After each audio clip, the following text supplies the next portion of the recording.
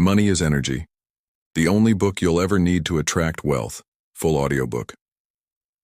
This is written as a narrative-style audiobook, simple in tone, suspenseful, divided into 5 engaging chapters, with unique content and a surprising, insightful ending. Chapter 1. The Invisible Current. For most of his life, Isaac Fletcher believed money was simply paper, numbers in a bank, cold, hard cash. But everything changed the day he lost his job at 48. A decade of stable income vanished in a single phone call. He wandered the streets that evening, not in search of answers, but simply to avoid telling his family the truth. Somewhere near the river, he noticed something odd. A homeless man was laughing, genuinely laughing, while sharing a half-eaten sandwich with a stranger. Isaac was broke, but that man was poor, and yet he was giving freely. That night, Isaac sat in the dark with a question swirling in his mind. If money is so real, how can a man with nothing still act like he has enough? 2 weeks later, he stumbled across a handwritten book at a flea market titled, Money is Energy. There was no author name, no publisher, and only one sentence on the first page. You don't earn money, you attract it. At first, it felt ridiculous. But what did he have to lose? He read on. The book claimed that wealth was not a result of effort but alignment. Money was not a goal, it was a reflection. And those who had it, consciously or not, were tuned into an invisible frequency, like radio towers humming at a frequency most people couldn't hear. Isaac didn't believe it until the first miracle. He found $300 in an old coat pocket he hadn't worn in years, enough to cover rent for the month. But that was just the beginning. Chapter 2. The Mirror Principle.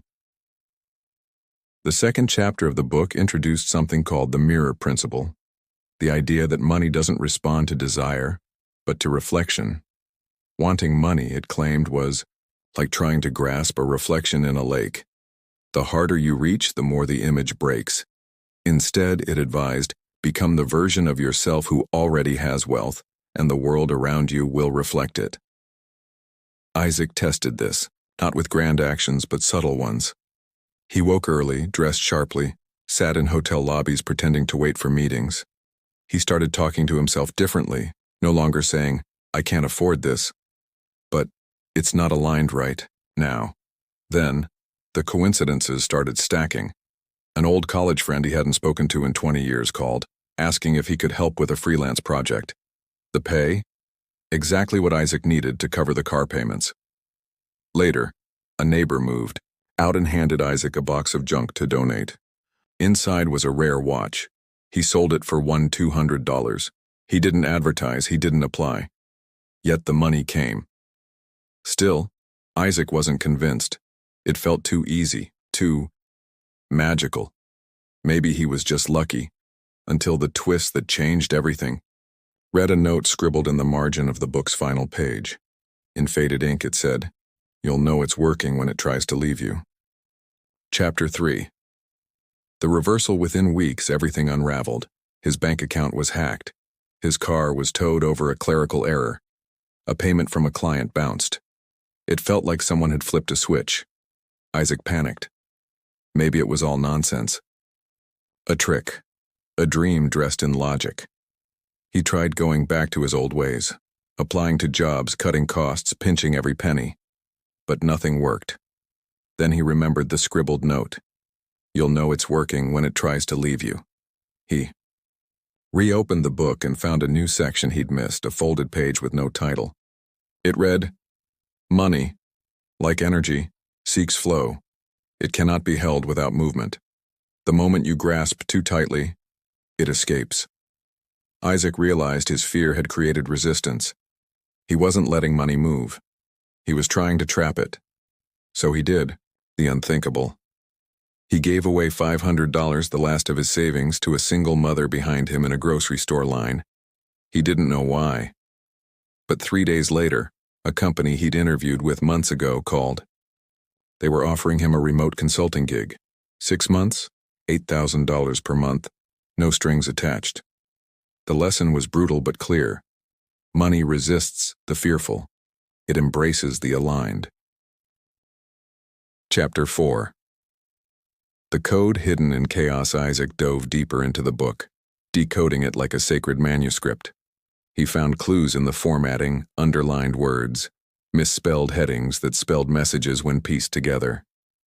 The final message read, "Your wealth will rise to meet your self-worth. No higher." This hit him harder than any passage before. He realized the wealth he attracted was capped, not by circumstance, but by the ceiling he placed on himself. Internally, he still felt unworthy, still felt like an imposter. So he changed that. Not with therapy, not with affirmations, but with actions that proved to his subconscious he was valuable. He raised his rates, lost 3 clients, gained 5 higher-paying ones. He moved to a better apartment. His anxiety dropped. His focus sharpened. He stopped discounting his worth and money stopped discounting him.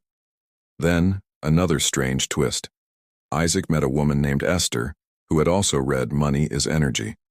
Her copy had different scribbles, different underlined clues. When they combined their books, a pattern emerged. A cipher. It led to a storage locker in New Mexico. Inside was a box. No gold, no money, just dozens of identical handwritten books. Money is Energy, and a letter. "This isn't a book, it's a key. Pass it to those ready to see." Chapter 5. The wealth that can't be taken. Isaac now lives quietly. No social media, no fame. But those who know him say his life is something close to enchanted. He never sells the book. He gives it, always to someone who's just lost everything because that's who's ready. The final truth from Money is Energy is not about making money. It's about becoming a conduit for it. Isaac learned that when he gives, he receives more. When he holds with trust, he grows. But when he